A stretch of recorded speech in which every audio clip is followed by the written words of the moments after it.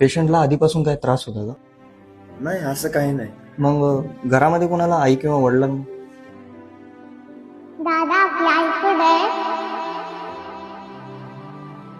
दादा सांग ना.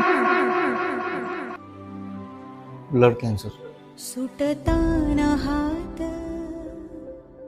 विझताना स्वतःला आवरा आणि पेशंटची होईल तेवढी काळजी घ्या. जास्त वेळ नाहीये त्यांच्याकडे.